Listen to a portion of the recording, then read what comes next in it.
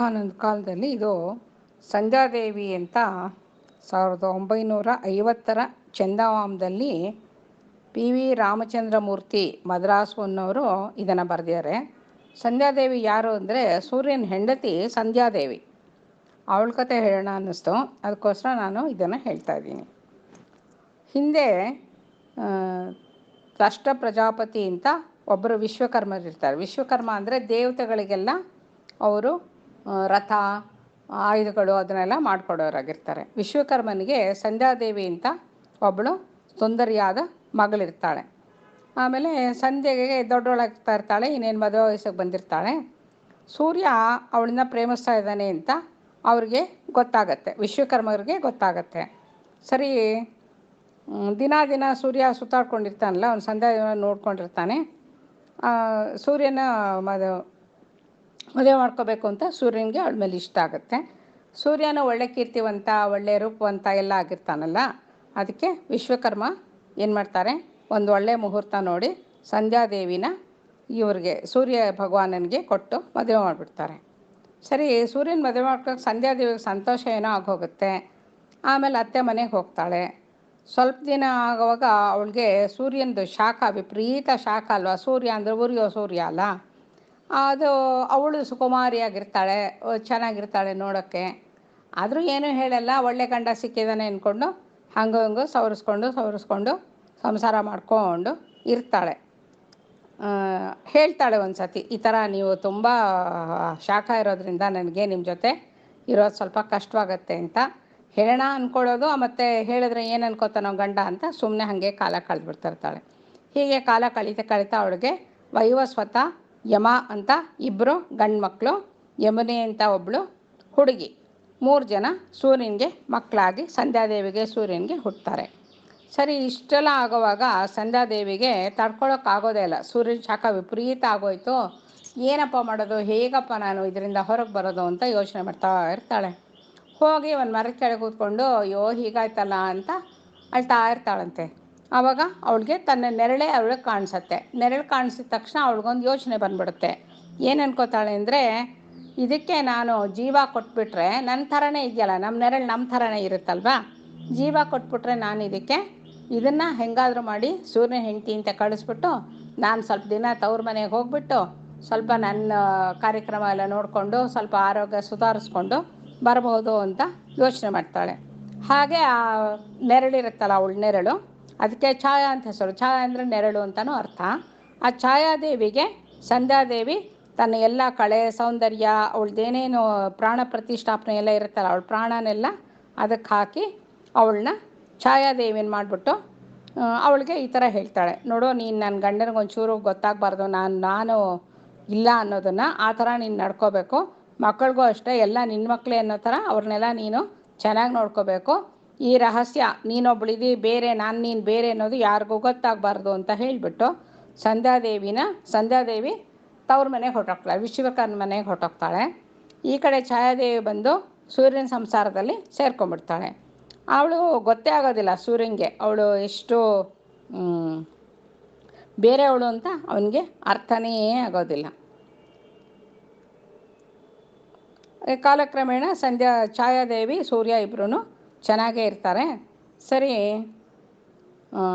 ಈ ಕಡೆ ಸಂಧ್ಯಾದೇವಿ ವಿಶ್ವಕರ್ಮ ಮನೆಗೆ ಹೋದಾಗ ಅವ್ರು ಕೇಳ್ತಾರೆ, ಯಾಕಮ್ಮ ನಿನ್ನ ಗಂಡ ಬಂದಿಲ್ಲ, ನೀನೊಬ್ಬಳೇ ಬಂದಿದೆಯಲ್ಲ ಯಾಕೆ ಅಂತ. ಅವರಿಲ್ಲ, ಅವ್ರು ಆಮೇಲೆ ಬರ್ತಾರೆ ಅಂತ ಅವಳು ಹೇಳ್ಬಿಡ್ತಾಳೆ. ಹಾಗೆ ಸ್ವಲ್ಪ ದಿನ ಸುಧಾರಿಸ್ಕೊಂಡು ಅಲ್ಲೇ ಇದ್ಬಿಡ್ತಾಳೆ ಅವಳು. ಸರಿ, ಏನಾಗುತ್ತೆ, ಸ್ವಲ್ಪ ದಿನ ತಂದೆ ತಾಯಿಗಳು ಎಲ್ಲ ಸುಮ್ಮನೆ ಇರ್ತಾರೆ. ಈ ಕಡೆ ಛಾಯಾದೇವಿಗೂ ಬೇರೆ ಮಕ್ಕಳು ಹುಟ್ಟುತ್ತಾರೆ. ಹೀಗೆ ಕಾಲಕ್ರಮೇಣದಲ್ಲಿ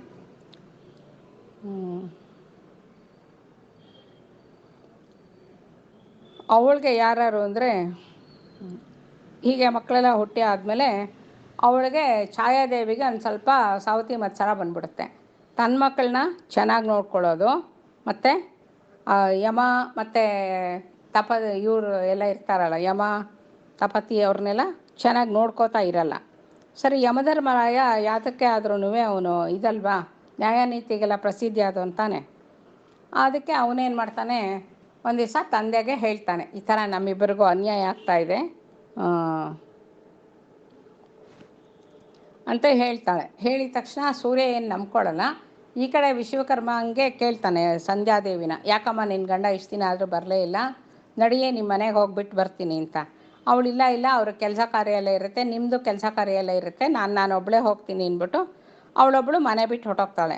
ಹೋಗ್ಬಿಟ್ಟು ಒಂದು ಬೇರೆ ಕಡೆ ಅವಳಿಗೆ ಇನ್ನೂ ಹೋಗೋಕ್ಕೆ ಇಷ್ಟ ಇರೋದಿಲ್ಲ.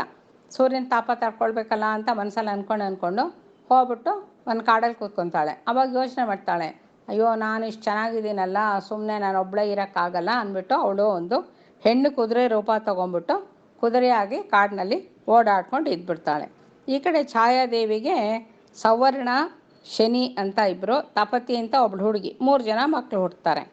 ಆಮೇಲೆ ಇವಳು ಛಾಯಾದೇವಿಗೆ ಬರ್ತಾ ಬರ್ತಾ ತನ್ನ 3 ಮಕ್ಕಳ ಮೇಲೆ ಪ್ರೀತಿ ಜಾಸ್ತಿ ಆಗಿಬಿಟ್ಟು ಬೇರೆ ಸಂಧ್ಯಾದೇವಿ ಮಕ್ಕಳ ಮೇಲೆ ಒಂದು ಸ್ವಲ್ಪ ಚೆನ್ನಾಗಿ ನೋಡ್ಕೋತಾ ಇರಲ್ಲ.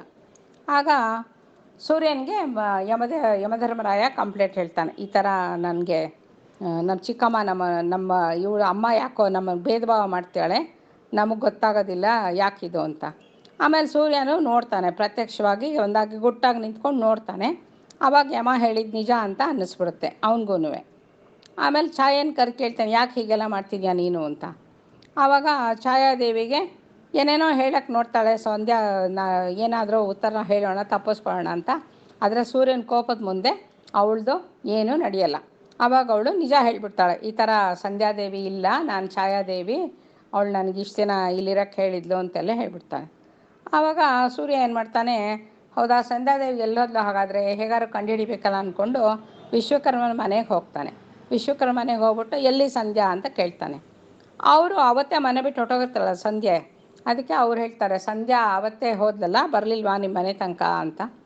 ಆಮೇಲೆ ಸೂರ್ಯ ಇದನ್ನೆಲ್ಲ ವಿಷಯ ಅವ್ರಿಗೆ ಹೇಳ್ತಾನೆ, ಈ ಥರ ಶಾಖ ಅಂದ್ಬಿಟ್ಟು ಅವಳು ಹೊಟ್ಟೋದ್ಲು, ಛಾಯಾದೇವಿ ಇದ್ಲು ಅಂತೆಲ್ಲ ಹೇಳ್ತಾನೆ. ಸರಿ. ಆಮೇಲೆ ಇವನು ವಿಶ್ವಕರ್ಮ ಹೆಂಗೋ ಅವನು ಇದೆಲ್ಲ ಮಾಡ್ತಿರ್ತಾನೆ ಅಲ್ವಾ, ಯುದ್ಧದ್ದು ಗದೆ ಅದು ಸಾಮಗ್ರಿಗಳನ್ನ ತಯಾರಿಸೋದೇ ವಿಶ್ವಕರ್ಮಂದು ಕಾರ್ಯಕ್ರಮ ಆಗಿರುತ್ತೆ.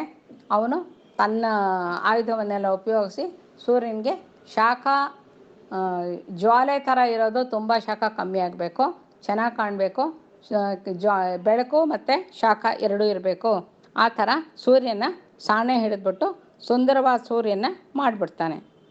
ಸರಿ. ಈ ಬದಲಾದ ಸೂರ್ಯ ಸಂಧ್ಯಾವೇನು ಹುಡ್ಕೊಂಡು ಹೋಗ್ತಾನೆ. ಆಮೇಲೆ ಗೊತ್ತಾಗುತ್ತೆ ಅವನಿಗೆ, ಈ ಥರ ಕುದುರೆ ರೂಪದಲ್ಲಿ ಇವಳು ಸಂಧ್ಯಾದೇವಿ ಇದ್ದಾಳೆ ಅಂತ. ಸೂರ್ಯನೂ ಒಂದು ಕುದುರೆ ಆಗಿಬಿಡ್ತಾನೆ, ಅವನು ಒಂದು ಗಂಡು ಕುದುರೆ ಆಗಿಬಿಡ್ತಾನೆ. ಸರಿ, ಅವರಿಬ್ಬರೂ ಸ್ವಲ್ಪ ದಿನ ಹಾಗೆ ಓಡಾಡಿಕೊಂಡು ಕುದುರೆ ಆಗಿರ್ತಾರೆ. ಅವ್ರಿಗೆ ಅಶ್ವಿನಿ ಕುಮಾರರು ಅಂದರೆ ಅವ್ರಿಗೆ ದೇಹ ಎಲ್ಲ ಮಾನವ ದೇಹ ಇರುತ್ತೆ, ತಲೆ ಮಾತ್ರ ಕುದುರೆ ಥರ ಇರುತ್ತೆ. ಅವರು ಅಶ್ವಿನಿ ಕುಮಾರರು, ದೇವ ವೈದ್ಯರು ಅವರು. ಅವ್ರಿಗೂ ಒಂದೊಳ್ಳೆ ಹೆಸರು ಬರುತ್ತೆ. ಆಮೇಲೆ ಇನ್ನೂ ಒಂದಷ್ಟು ದಿನ ಕಾಲ ಕಳೆದ್ಮೇಲೆ ಸೂರ್ಯ ಇಲ್ಲದೆ ಇದ್ದರೆ ಜಗತ್ತು ನಡೆಯೋದಿಲ್ವಲ್ಲ, ಅದಕ್ಕೋಸ್ಕರ ಸೂರ್ಯ ಸಂಧ್ಯಾ ಎಲ್ಲರೂ ವಾಪಸ್ ಬಂದು ಆಮೇಲೆ ಎಲ್ಲರೂ ಸುಖವಾಗಿರ್ತಾರಂತೆ.